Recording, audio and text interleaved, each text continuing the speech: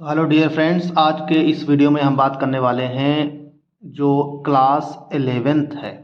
Class 11th का जो पहला चैप्टर है उसका नाम है भौतिक जगत, यानी कि फिजिकल वर्ल्ड के बारे में बात करेंगे। तो फिजिकल वर्ल्ड का मतलब है हम बेसिकली फिजिक्स के बारे में बात करेंगे। तो फिजिक्स क्या है? फिजिक्स भी एक तरीके से हम यूँ कहें कि फिजिक्स को जानने से पहले हम जानना चाहेंगे कि साइंस क्या है, क्योंकि साइंस यानी कि विज्ञान, और इस विज्ञान की एक शाखा है, एक ब्रांच है, उसको हम फिजिक्स कहते हैं। तो यहाँ पर आप देखिए साइंस क्या है।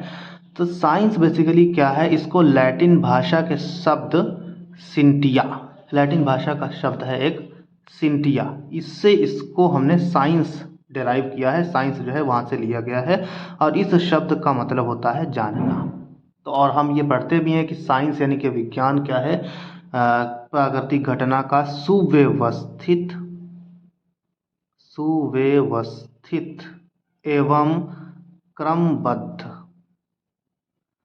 जो ज्ञान है किसी भी घटना का, किसी भी प्राकृतिक घटना का, उसी ज्ञान को हम क्या कहते हैं, उसी जानने को ही क्या कहते हैं, साइंस कहते हैं। अब ये भौतिक विज्ञान क्या है?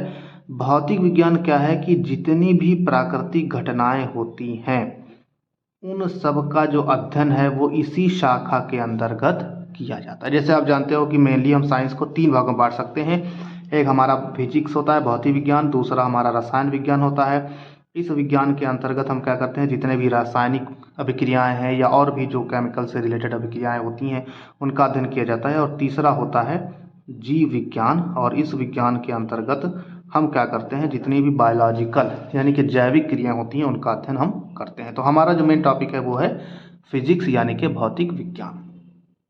तो अब ये फिजिक्स जो है नाम कैसे पड़ा, इसको आप सबसे पहले समझ लीजिए कि जो फिजिक्स है बेसिकली ये ग्रीक भाषा का शब्द होता है और इसको हम कहते हैं फ्यूसिस। तो फ्यूसिस शब्द है ग्रीक भाषा का। इस फ्यूसिस शब्द से हमने क्या किया है, इस फिजिक्स को निकाला है, यानी कि इसका अंग्रेजी जो है नामकरण वो है फिजिक्स। और इसी का अगर फ्यूसिस का हम मतलब देखें तो फ्यूसिस का मतलब होता है प्राकृतिक यानी कि नेचुरल। तो फिजिक्स को पहले जो है, हाँ, मतलब बहुत पहले ये माना जाता था कि जो प्रकृति का अध्ययन किया जाता है या प्रकृति एवं उसकी घटनाओं का अध्ययन जो है उसी को हम क्या कहते हैं, फिजिक्स कहते हैं। तो और फिर उसके बाद में बहुत ही फेमस साइंटिस्ट हुए हैं, फिनमैन, ठीक है। तो इन्होंने, फिनमैन ने बताया है to study the nature, to study the nature is physics. Physics क्या है बेसिकली, प्रकृति का अध्ययन ही क्या है, फिजिक्स है। तो फिजिक्स क्या है, प्रकृति एवं उसमें होने वाली जितनी भी प्राकृतिक घटनाएं हैं उनके पीछे क्या कारण है और ये क्यों घटित हो रही हैं, इसी अध्ययन को हम क्या कहते हैं, फिजिक्स कहते हैं। तो फिजिक्स की आपको ये परिभाषा देख लीजिए। अब भौतिक विज्ञान है, जैसे हमने बताया कि साइंस है, साइंस की तीन शाखाएं हैं। कौन कौन सी शाखा है? भौतिक विज्ञान, रासायनिक विज्ञान और जीव विज्ञान। इसी तरीके से जो भौतिक विज्ञान है इसकी भी बहुत सारी शाखाएं हैं। और यहाँ पर हम 11th में मेनली जो पढ़ेंगे वो यांत्रिकी होगी हमारे पास में। यांत्रिकी एक शाखा है। और उसी तरीके से दूसरी शाखा अगर हम देखेंगे तो तरंग है, वेव है, हमारे पास में शाखा, बहुत सारी शाखाएं हैं, प्रकाश है, इसी तरीके से चुंबक है, और भी बहुत सारी शाखाएं हैं जिनका हम अध्ययन करेंगे। गुरुत्वाकर्षण का भी हम यहाँ पर अध्ययन करने वाले हैं, तो वो भी हम देख लेते हैं।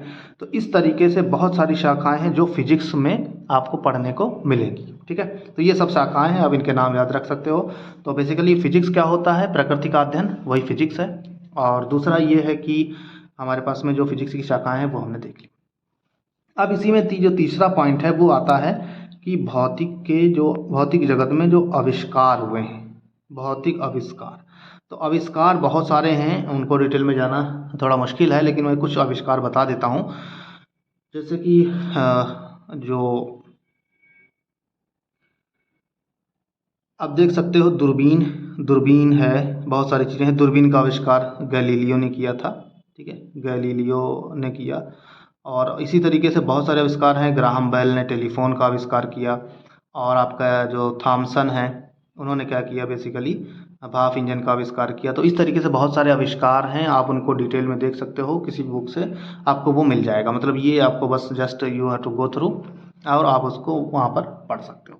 इस चैप्टर का जो मेन है वो ये है कि प्रकृति के जो मूलभूत बल हैं, प्रकृति में मूलभूत बल, इस चैप्टर का जो मेन है वो यही है कि प्रकृति में कितने तरीके के बल पाए जाते हैं, यानी कि कितनी जो चीज़ें हैं, वस्तुएं हैं, जो घटनाएं घटित हो रही हैं, उनके पीछे कौन सा रीजन है। क्योंकि बल क्या है, बेसिकली बल क्या है कि बल वह बाह्य कारक है जिसके कारण कोई वस्तु जो है अपनी स्थिति में क्या करती है, परिवर्तन का अनुभव करती है। या यूँ कहें कि कोई भी वस्तु है वो तब तक गतिमान नहीं होगी जब तक उस पर कोई एक बाह्य बल ना लगाया जाए। तो यही बल है। बल कितने प्रकार के होते हैं इनको हम डिस्कस करेंगे ताकि हम ये जान सकें बल होता क्या है।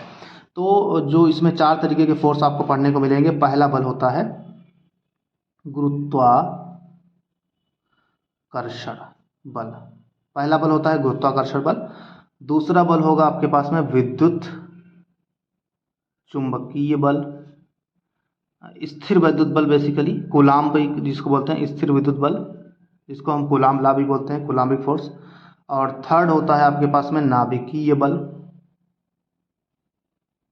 और चौथा होता है आपके पास में वान डर वाल बल। ये 4 फोर्स हैं और यही 4 बेसिकली मेन फोर्स हैं आपके पास में। जितनी भी वस्तुएं हैं, जितनी भी घटनाएं होती हैं, वो इन्हीं 4 बलों से ही हम आपका कर सकते हैं, डिफाइन कर सकते हैं। तो पहला बल है आपके पास में गुरुत्वाकर्षण बल। तो ये क्या होता है इसके बारे में डिटेल में देखेंगे। तो गुरुत्वाकर्षण बल का मतलब है, अगर आपके पास में कोई भी वस्तुएं हैं 2 जिनके द्रव्यमान हैं m1 और m2 और वो एक दूसरे से स्मॉल r दूरी पर इस तरीके से रखी हुई हैं, तो उनके बीच में एक बल लगता है और उस बल का जो मान होता है वो दोनों वस्तुओं के द्रव्यमानों के गुणनफल के समानुपाती होता है तथा उनके बीच की दूरी के वर्ग के क्या होता है, व्युत्क्रमानुपाती होता है। फिर ये प्रोपोर्शनल है तो प्रोपोर्शनलिटी का चिन्ह हटा देंगे तो यहाँ पर एक कांस्टेंट आ जाता है और इसको कहा जाता है जी, यानी कि सार्वत्रिक गुरुत्वाकर्षण नियतांक है। ठीक है, इसका मान कभी नहीं बदलता है और ये आपका हो जाता है बल। और इससे आप देख सकते हो कि जितना ज़्यादा द्रव्यमान रहेगा, हाई जितना भी ज़्यादा मास रहेगा उतना ज़्यादा बल उनके बीच लगेगा और जितनी ज़्यादा दूरी रहेगी उतना ही कम लगेगा। अब ये व्युत्क्रमानुपाती और समानुपाती समझ लीजिए कि अगर मान लीजिए 2 वस्तुएं एक दूसरे के समानुपाती हैं, समानुपाती होने का मतलब है साथ साथ, यानी कि अगर b बढ़ेगा तो a बढ़ेगा और अगर a घटेगा तो b भी घटेगा, दोनों का सेम नेचर होगा। और एक होता है व्युत्क्रमानुपाती, व्युत्क्रमानुपाती। तो व्युत्क्रमानुपाती का मतलब जैसे a जो है वो b के व्युत्क्रमानुपाती है, तो इसका मतलब ये है कि अगर a बढ़ेगा तो b क्या होगा, घटेगा, यानी कि अलग अलग। व्युत्क्रमानुपाती का मतलब है उल्टा, अगर a बढ़ रहा है तो b घटेगा और अगर b बढ़ रहा है तो a घटेगा। इस तरीके से नहीं कि एक बढ़ेगा तो दूसरा घटेगा अगर व्युत्क्रमानुपाती है। तो यहाँ पर देख पा रहे हो कि जो f है वो r के व्युत्क्रमानुपाती है, तो अगर r बढ़ेगा तो f घटेगा और m के समानुपाती है तो m बढ़ेगा तो f घटेगा। तो ये होता है बेसिकली गुरुत्वाकर्षण बल। और यहाँ पर इसकी कुछ प्रॉपर्टीज होती हैं, जैसे ये मास पर डिपेंड करता है। दूसरा ये है कि ये मीडियम पर डिपेंड नहीं करता, इनके माध्यम पर निर्भर नहीं करता है, किसी भी माध्यम में ये लग सकता है, आपके निर्वात में भी ये फोर्स लगता है। इसी तरीके से ये जो है इनवर्स स्क्वायर लॉ, यानी कि व्युत्क्रम वर्ग के नियम का पालन करता है, क्योंकि ये 1 ओवर r स्क्वायर इसमें टर्म है। जितने भी बल होते हैं जिनमें अगर 1 ओवर r स्क्वायर का पद है तो वो सारे के सारे बल जो होते हैं 1 ओवर r स्क्वायर को फॉलो करते हैं, यानी कि व्युत्क्रम वर्ग के नियम को फॉलो करते हैं। इसी तरीके से ये बल जो है वो एक संरक्षी बल है, यानी कि यहाँ पर ऊर्जा का संरक्षण होगा इस वाले बल, जब ये जब बल लगेगा। इसी तरीके से ये एक केंद्रीय बल है और केंद्रीय बल का मतलब ये है कि ये दोनों को मिलाने वाली रेखा के अनुदिश ही लगेगा, दोनों जो मास हैं उनके जो मिलाने वाली रेखा है उसी के अनुदिश ये कार्य करेगा।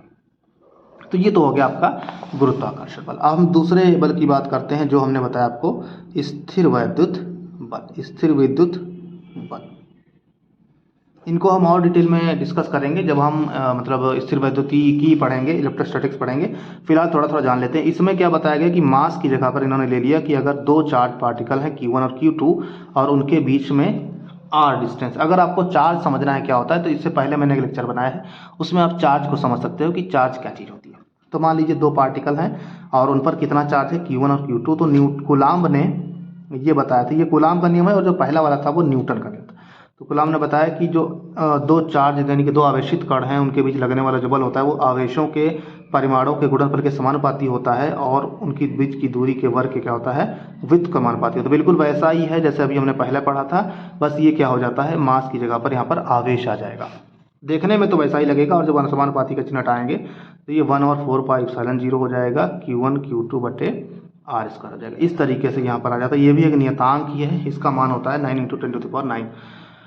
तो यहाँ पर भी इसके भी इसी तरीके से, लेकिन यहाँ पर और उस वाले में फ़र्क क्या है, वहाँ पर हमारे पास मास था लेकिन यहाँ पर क्या है, आवेश है, तो ये आवेश पर निर्भर करता है। दूसरा ये है कि ये भी व्युत्क्रम वर्ग के नियमों का पालन करता है। तीसरा ये है कि ये भी एक तरीके का संरक्षी बल है।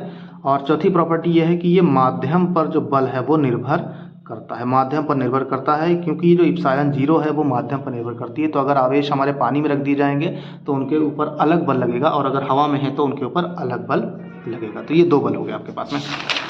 इस तरीके से थर्ड जो है आपके पास में वो है नाभिकीय बल। तो नाभिकीय बल आप देख पा रहे होंगे कि जैसे हम बताते हैं कि इसको अगर समझ लीजिए कि जितने भी पदार्थ हैं वो सब छोटे छोटे परमाणुओं से मिलकर के बने हुए हैं, और परमाणु जो है वो दो चीज़ों से मिलकर बना हुआ है। एक उसके अंदर होता है नाभिक, और उसके चारों तरफ इलेक्ट्रॉन जो है उसकी कक्षा में चक्कर लगाते हैं। तो ये जो नाभिक है इसमें प्रोटॉन और न्यूट्रॉन पाए जाते हैं, और इन प्रोटॉनों और न्यूट्रॉनों को बांधे रखने के लिए एक बल जो है आवश्यक होता है, और उसी बल को कहा जाता है नाभिकीय बल कहते हैं। तो नाभिकीय बल क्या है, नाभिक के अंदर उपस्थित प्रोटॉनों और न्यूट्रॉनों को बांधने के लिए जो बल लगता है उसी को कहा जाता है नाभिकीय बल। फिलहाल अभी इसकी डेफिनेशन ही काफ़ी है, और हम ज़्यादा डिटेल में नहीं जाएंगे इसके, क्योंकि नाभिकीय बल एक अलग से नाभिक के नाम से यूनिट है। उसको जब हम पढ़ेंगे तो इसको हम वहाँ पर बहुत अच्छे से डिस्कस करेंगे, पाई मेसन थ्योरी वगैरह भी वहाँ पर हम डिस्कस करेंगे।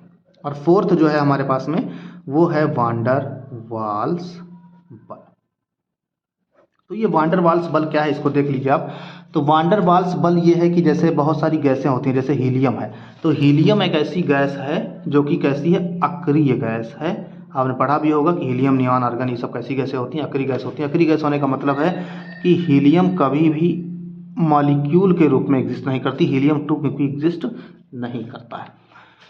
तो अब वो होता क्या है कि कुछ ऐसी चीज़ें होती हैं जिनको पास आप देखोगे कि हीलियम मतलब हीलियम और हीलियम कभी एक दूसरे को क्या करेंगे, अट्रैक्ट नहीं करेंगे। लेकिन कुछ ऐसी चीज़ें हैं जो गैसियस मॉलिक्यूल्स हैं, उनके ऊपर क्या हो जाता है, प्रेरण के द्वारा एक तरीके का आवेश उत्पन्न हो जाता है, और उस प्रेरण के कारण, जैसे मान लीजिए हमारे पास में एक पॉजिटिव है यहाँ पर और यहाँ पर निगेटिव है।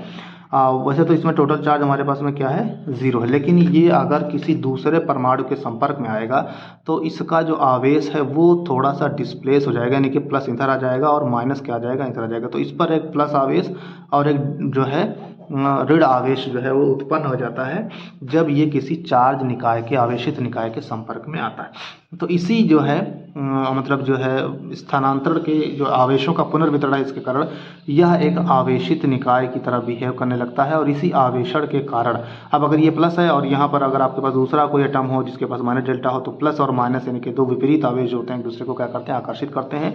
तो हीलियम और हीलियम जो है वो क्या कर देता है, एक जोड़ा बना लेता है, एक युग्म बना लेता है, जो कि मैंने अभी बताया कि हीलियम एक अक्रिय गैस है और वो जनरली जो है क्या नहीं करती है, आपका जोड़ा नहीं बनाती है। तो इस तरीके से आप देख सकते हो। तो यहाँ पर हम ये डिफाइन करते हैं कि जो वान डर वाल्स बल है वो आपका